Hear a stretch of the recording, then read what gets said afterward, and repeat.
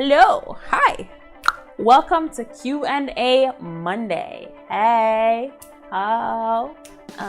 what questions are we going to address today? One, there's a question on Instagram to our Insta story saying, oh my gosh, the process seems so complicated to come to Canada. Can you please just tell me where to start? How do I just start? How do I get to Canada? And another question we're going to address is, how long did my permanent residency application process take? The study permit application. Should you apply on paper or should you apply online? So those two questions are we're going to address, and we're going to get into it right now.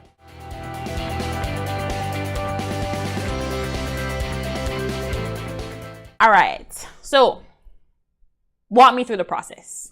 How do I get to Canada? It seems so complicated. No, I'm not going to tell you that it's easy peasy 1, 2, 3, right? I'm not going to tell you that it's hard either, because it's not hard.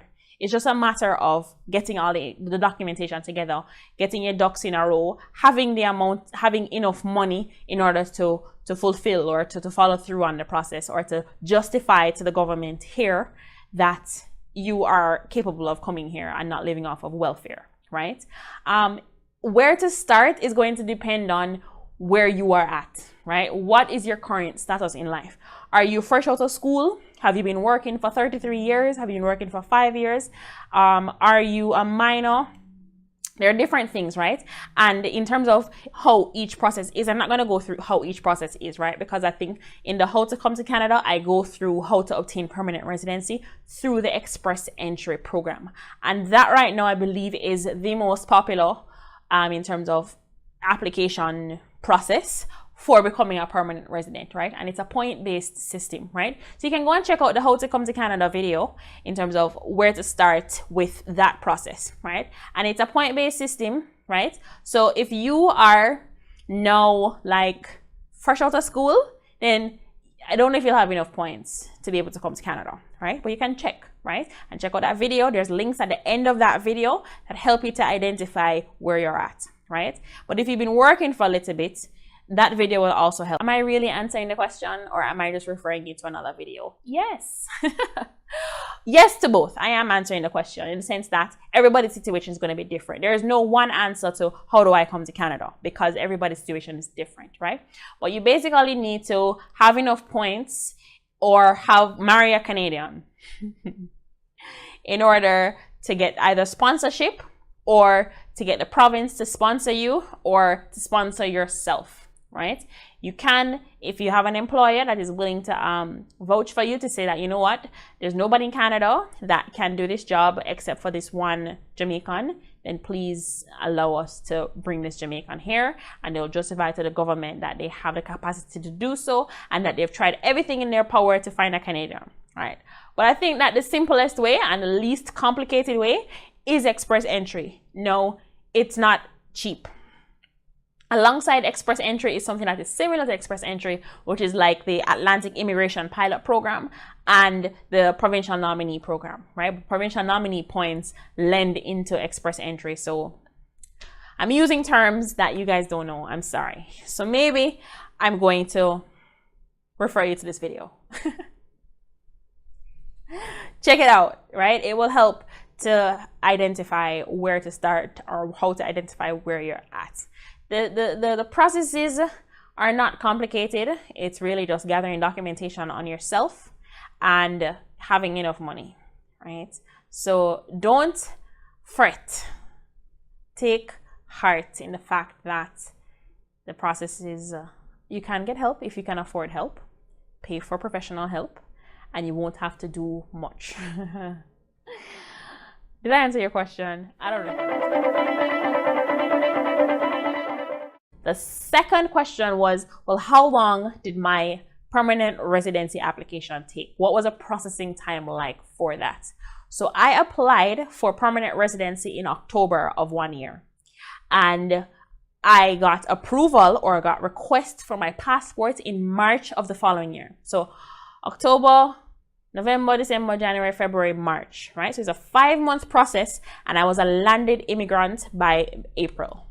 Right, so it's basically took me 6 months for the processing and completion of my permanent residency application. And I also cover that in the express entry rejected again video, where I went through my entire process of the express entry application. So that answers that question too. Somebody asked me a question today. Should I apply online or should I just do a paper application?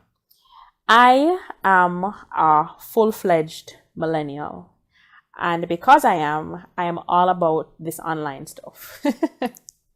There are so many benefits to applying online, in the sense that everything is kind of centrally located on the server or on the CIC website, and you attach all your documents there, and when you submit it, you know that it gets there. When you submit it, you know that it reached.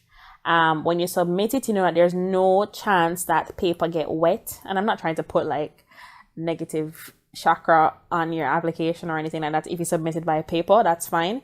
I'm just saying, like, online, I think you have a little bit more control over an online application, and a little bit more comfort in knowing that it's reached and them have everything that you need to have.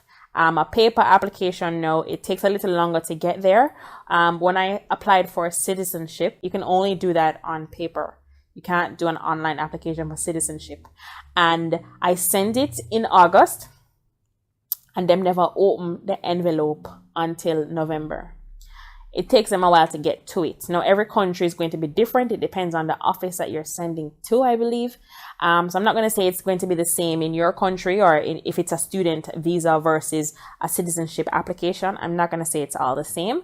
But there is going to be a delay between when they get it and when they actually open it and sort through it and do all that wonderful stuff, right? And then they have to automate and make it online, in terms of you can connect your application, even if it's paper. Once they receive it and you get like confirmation that they receive it, you can connect it to an online entity like this, right?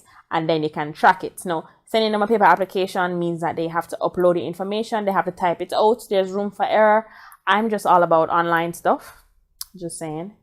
And if you apply on paper, you're talking about an additional cost for courier fees, right? Because you have to send it there, and you have to send it there with like tracking information and stuff, using DHL or FedEx or Canada Post or any one of them, right? So pros and cons between applying online and applying on paper. I mean, if you don't have a credit card, you probably will have to apply on paper, because if to apply online, you have to have a credit card. If you want your application to, I mean, I don't know how long it takes them to open it, right? But I know for a fact that they don't open it the moment they get it. They get it and they put it in some sorting facility or put it down, and then they get to it, right? And that's based on my bridged open work permit application that they literally got in November, and they never really opened it until like January of the following year. And similarly with my citizenship application. So to avoid delays, to avoid errors, to avoid paying courier fees, see that? No courier fees.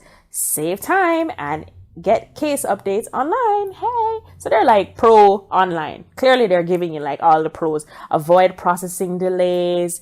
If we need more information, we can quickly submit it online. If you don't need to submit your passport until we ask for it. Get updates online. So they're like legit telling you all of the reasons why you should apply online. But if you don't, you can apply on paper. And here's one sentence on applying on paper. Because they're like, it's just paperwork, guys. So I'm sorry that was like a long, drawn out explanation on why you should apply online. But I do think that you will save time and there's less room for error when you apply online.